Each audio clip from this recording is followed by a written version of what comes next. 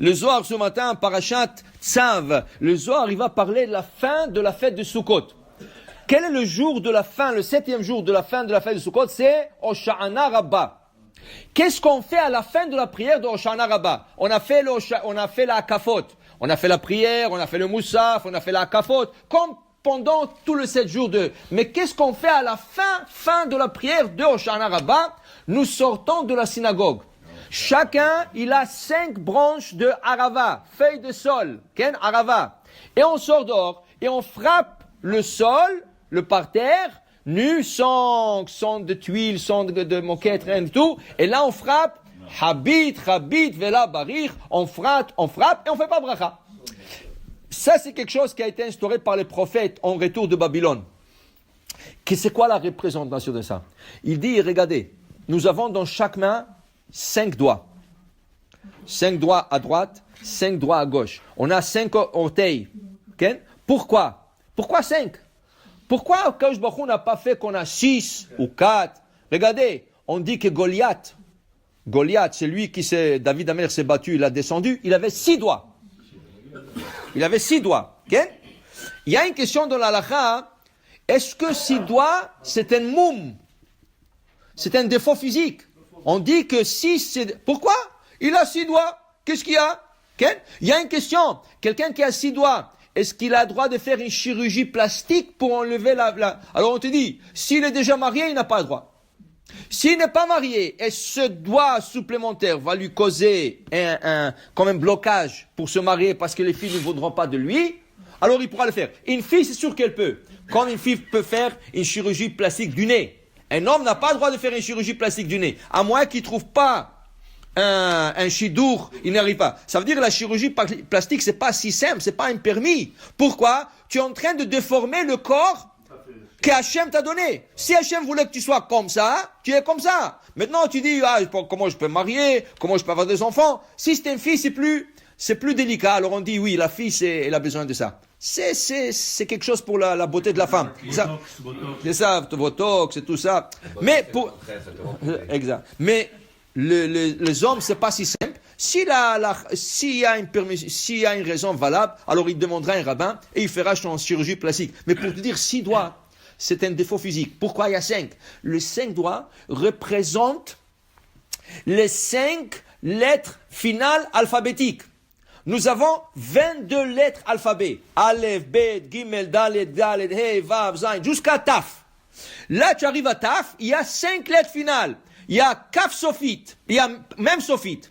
Il y a Nun, Nun Sophite. Il y a Tzadik, Tzadik Sophite. P Sophite. Chaf Sophite. Pourquoi rien que 5 lettres finales? Les 5 lettres finales sont en correspondance avec le nom doigt. Il y a 5. Alors, d'abord, il y a les lettres initiales. Il y a même c'est le doigt, le pouce droit. Le pouce gauche, même Sophite.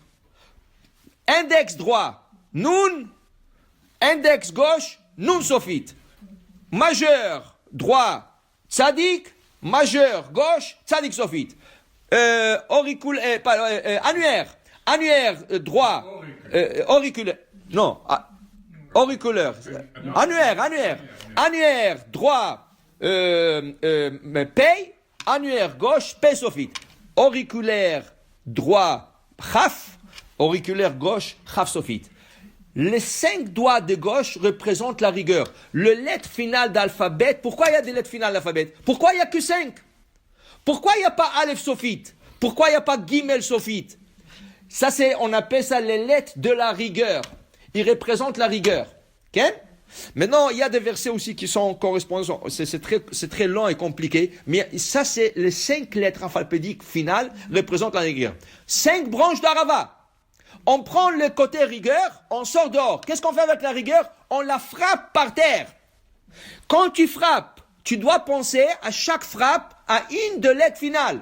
Même Sophite, Nun Sophite, Tzadik Sophite, Pei Sophite, Rav Sophite, Mansapar. Tu penses à ça, tu es en train d'adoucir ce jour-là, le 7e jour de Sukkot, tu es en train d'adoucir la rigueur. En quoi, dit le Zohar ce matin? Parce que c'est la fin de la période de l'été et nous demandons maintenant la pluie. s'il y aura la rigueur dans le monde, il n'y aura pas de pluie, il y aura de la sécheresse. S'il y aura de la sécheresse, il y aura de la famine. S'il y aura de la famine, il y aura des gens qui vont mourir. Chas v'shalom. C'est la rigueur dans le monde. Il faut qu'on adoucisse la rigueur. Il faut que l'année soit abondante de pluie. Alors il dit ici, tu sors dehors et tu frappes le parterre.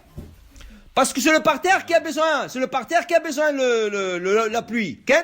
Alors tu frappes la rigueur contre le parterre et tu emmènes la bonté et tu emmènes le hesed. Tellement important cette prière. Alors maintenant, c'est pas rien que ça. Maintenant que tu as frappé les 5 branches d'Arava, on dit ils sont kadosh. En quoi ils sont kadosh? Regardez. Les Ashkénazes ne le jettent pas. Tous les Ashkénazes, ils prennent les branches d'Arava, ils les mettent sur les Echal. Eux, ils ont des Echal qui ne montent pas jusqu'au plafond. Le Echal, il descend un peu. Alors, ils le font exprès. Pourquoi? Tout le monde ramasse le haravot et il le met sous le Echal. Quand tu rentres dans une synagogue ashkénaze, regarde le Echal, tu vas trouver plein de branches de harava. Jusqu'à Pessah. Pessah, il ramasse tout ça et il le brûle.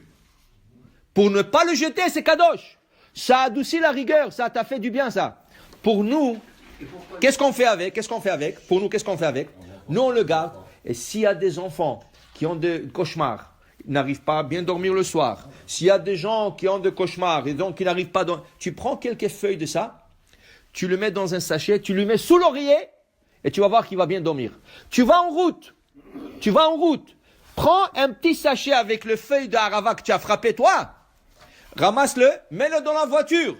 Protection de la route. C'est des grands ségoulottes, la harava. Des gens stériles vont le faire cuire. Les gens qui sont stériles, ils vont le faire bouillir. Et ils vont boire l'eau. Okay? Ils vont laver d'abord la harava un peu pour qu'elle soit propre. Et ils vont faire cuire dans l'eau, ils vont boire l'eau.